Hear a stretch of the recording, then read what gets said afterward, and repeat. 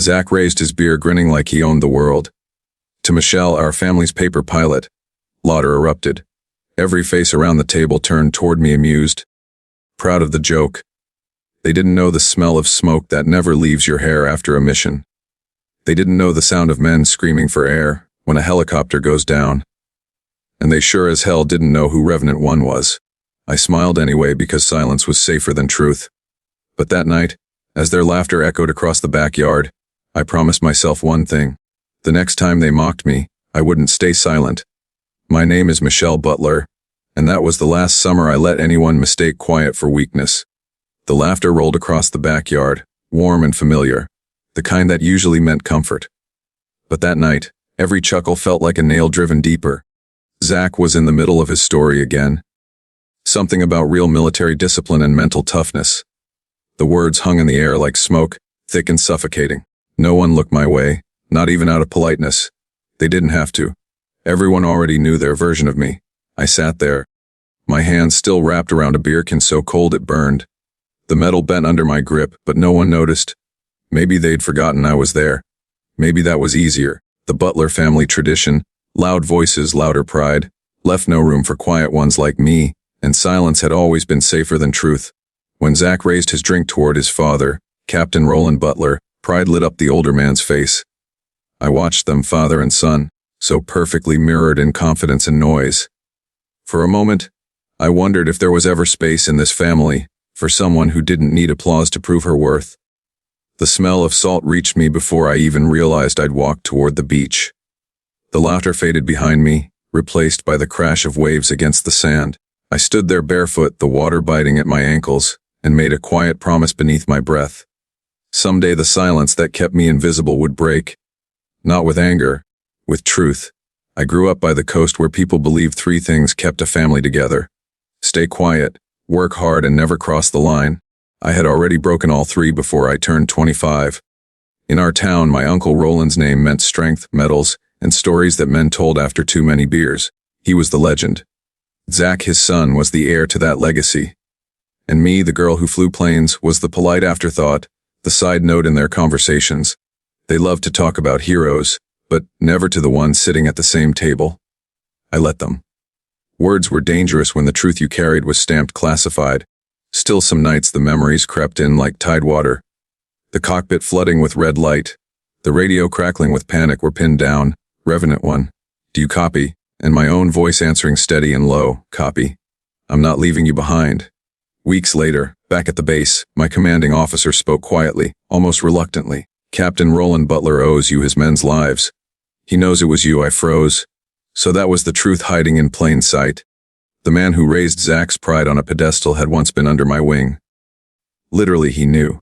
He'd chosen silence for his son, for his name, maybe to keep the family myth alive, but the cost was mine.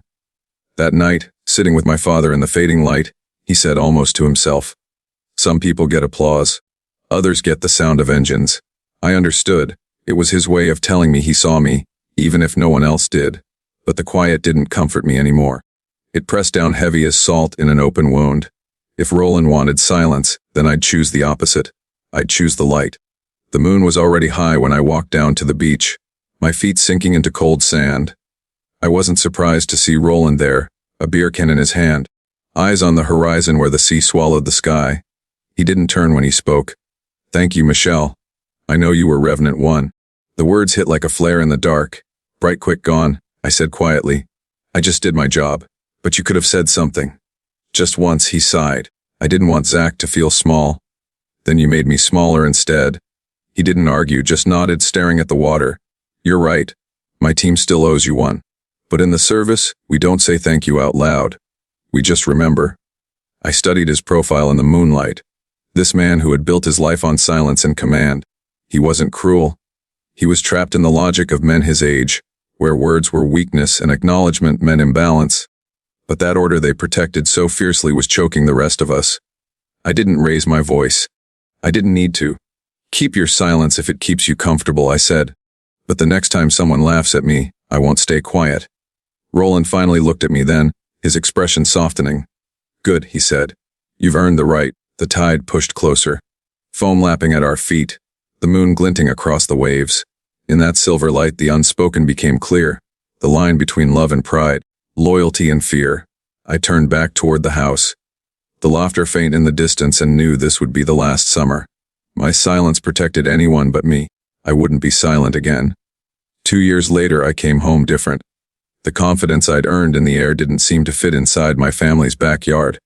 The smell of smoke, the same country songs, the same voices. Nothing had changed except me. Zach stood by the grill already performing. He raised his beer toward the crowd. "Welcome home, Captain Butler. Heard the Navy's keeping you busy with meetings and memos." The laughter hit like static. I smiled and answered, calm but sharp. "Depends on the altitude." The noise thinned to silence. Even the wind seemed to pause. Roland looked up from his chair, pride and warning crossing his face at once. I sat there watching the same patterns unfold. Everyone bragged about Zach's gym, his training programs, his supposed discipline. No one asked about me. I was still the polite relative who didn't interrupt. A new voice broke in.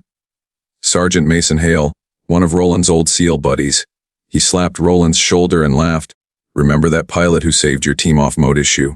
Cap, what was her call sign again?" The air froze. Roland hesitated, forcing a grin. "Revenant One. Hell of a pilot." My pulse stuttered.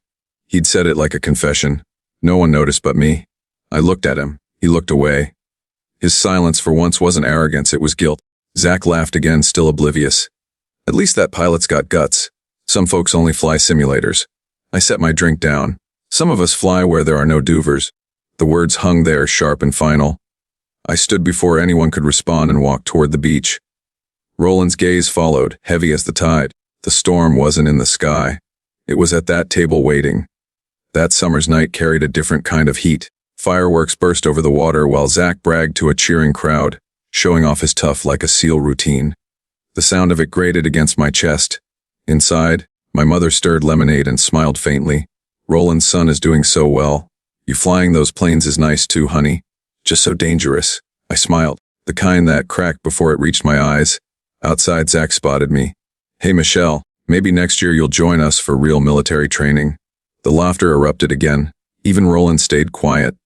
Then Evan, Zach's little boy, spoke up. "Dad, isn't Aunt Michelle in the military too?" The laughter cut off. Zach forced a chuckle. "Well, not that kind of military." I crouched to Evan's height. "Maybe one day you'll understand what kind really means." He nodded wide-eyed. That innocence hit me harder than any insult could. Later, I found Roland alone at the kitchen table, his hand trembling around a half-empty beer. "You know this isn't harmless, right?" I said. He nodded. "I just don't want to turn this house into a battlefield." Your silence already did. It made Zach believe he's untouchable. He studied me, the weight of years behind his eyes. Then he said quietly, "Maybe it's time someone else fired the first shot." Outside, another round of fireworks cracked the sky, their smoke curling against the glass. In the reflection, I saw myself, not small, not quiet, just steady, ready. The next time they came for me with laughter, I wouldn't shrink back. The next time I'd let the truth detonate. 3 years after that summer, I came home again. The Florida air was thick with heat and salt, the smell of barbecue mingling with ocean wind. Captain Roland Butler's 60th birthday had turned into an event. Old SEAL brothers, neighbors, family, all gathered like it was a reunion of legends. Zach was in the middle of it, loud and shining, retelling training stories as if they were war tales. His friends laughed too easily, too loud. When he saw me, he raised his beer with that familiar grin. "Michelle's back. Hey, Commander." "Still flying the desk, huh?" Laughter rippled through the yard. I set my glass down slowly, met his eyes. "Still flying, Zach. Just not as low as you think." The laughter died fast. Roland looked up, jaw tightening, eyes narrowing with something that felt like both warning and respect. Zach tried to laugh it off. "Relax, I'm kidding. You know I love you, right?" "You love the sound of yourself," I said softly. A drunk SEAL cut in. "You military too, sweetheart. What's your call sign?" Zach smirked. "Oh yeah, let's hear it." "Maybe paper wings." I scanned their faces, every one of them waiting for me to play along. I took a breath. "Revenant One." The laughter vanished. A veteran's voice broke the silence. "Wait, you were the pilot in Maudie's shoe." Roland stood, shoulders squaring as command filled his tone again.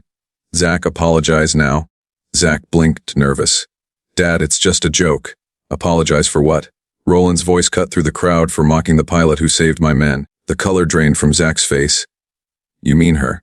She flew through fire so we could come home," Roland said. And you laughed at her. You didn't ask, he added. When Zach whispered, I didn't know. I stood still in the quiet that followed. The air hummed with truth. Zach finally said, I'm sorry. It's fine. I said, though both of us knew it wasn't. Roland's eyes met mine, heavy with shame and pride. He reached into his pocket, placed a brass coin in my palm. To the one who flew through fire. You earned this years ago. I should have given it then. Fireworks burst beyond the trees, their noise swallowed by silence. Later, I drove along the coast with the windows down. The night smelled of salt and smoke. The coin in my hand caught the glow of passing headlights. I didn't feel angry, only clean, like something inside had finally torn loose. Roland's truck pulled over behind me. He walked toward the water, sleeves rolled up. Not the captain anymore. Just a man. You shouldn't have had to wait for me to speak, he said. But you did, I answered. He handed me a folded mission report. Operation Revenant. My name was on it, blacked out under thick lines of ink. They classified everything, but we never forgot your call sign. He took a breath, eyes glassy. I thought silence would protect you. I was wrong. It only protected my ego and Zach's. I said, yeah, him too. Then he pulled another coin from his pocket, old and worn. This one's from my team. We kept it for the day. We could thank you, right? I held both coins in my hand. Metal glowing gold in the moonlight. We're good, Captain. Just don't stay silent again. He nodded toward the waves. No more silence. When I turned to leave, he said quietly, Zach's not angry at you. He's angry at himself for not earning what you did. Then maybe it's time he learns how to earn something real. The wind shifted cool and steady. I closed my fingers around both coins. Behind us, the tide rolled in and carried the night's last sound away. No more silence. 3 years after that night by the sea, I stood on the runway at Pensacola, sunlight flashing off rows of metals and brass. I had been summoned to receive the Navy Commendation for Outstanding Service in Joint Operations. New missions, new skies. This time it wasn't secret. The hangar doors were open, cameras ready, the band steady. As I scanned the crowd, I froze. Roland was there wearing his old SEAL uniform. Ribbons faded, shoulders squared.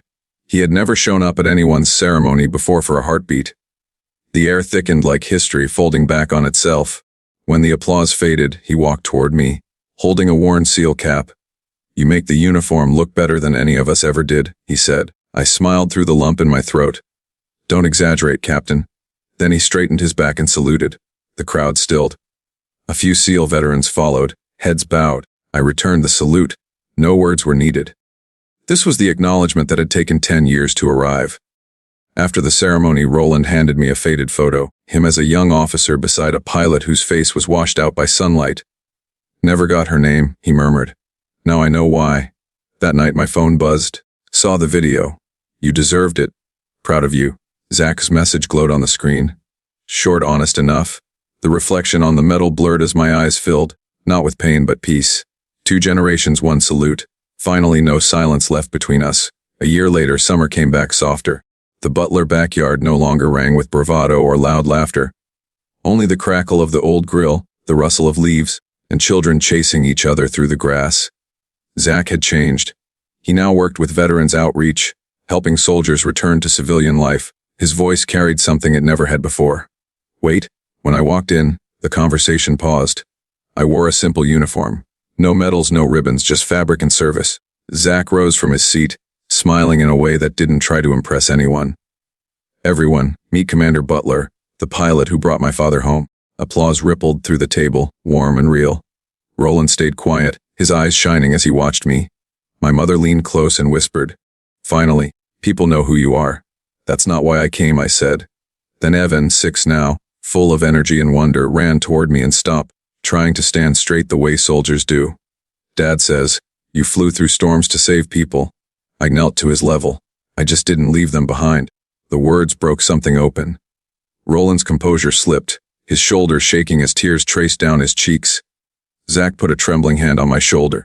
I should have known better, he said. Now you do, I answered and smiled. Not out of pride but release.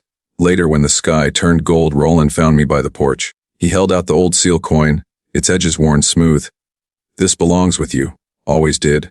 I looked at Evan, his small fingers sticky from melted popsicle. Eyes fixed on the glint of that coin. Keep it, I told Roland. Let him see it every day.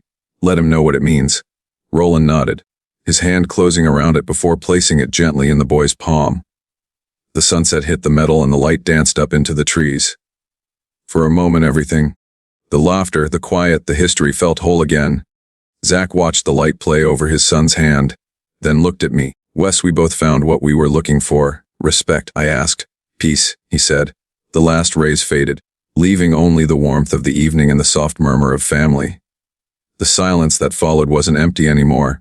It was earned. 12 years had passed since that first summer when laughter cut deeper than silence. I returned to Jacksonville on leave, for driving the same coastal road lined with pines and salt wind. The old Butler house still stood, its paint sun-faded, its porch now a gallery of lives lived well. There were photos of Roland in uniform, of Zach shaking hands with veterans, of Evan grinning beside his father, and there tucked between them hung a smaller frame, me in my flight suit, sunlight glinting off my helmet. Beneath the handwritten words, Revenant One, Family of the Brave. Inside, Evan, 18 now, tall, calm, and deliberate, was wiping the glass that held the seal coin. He turned toward me, the light catching his face. Aunt Michelle, were you scared that night? Yes, I said, but courage isn't about not feeling fear. It's about flying anyway. He smiled, a mix of curiosity and pride. Dad says bravery runs in the Butler blood. No, I told him it runs in choice. The screen door creaked open behind us. Roland stepped out, slower now, cane in hand, but still carrying that quiet command. His voice was gravel and warmth. You made this family understand what service really means. I laughed softly. Took a few barbecues to do it. He chuckled, the sound fading into the hum of cicadas. Overhead, the sky broke open with the roar of jets, T-45s slicing through sunlight in perfect formation. The reflection off their wings flashed onto the coin in Evan's hand, and for a heartbeat, the whole porch glowed. I looked at the boy, then at the man who'd once been my commander, and whispered, the ones who matter already know. The rest they'll catch up. The jets vanished into the blue. Roland leaned back in his chair, eyes half closed. Evan stood straight, the coin bright in his palm. Honor lived on not in speeches or medals, but in the quiet understanding that after all the storms, the sky still belonged to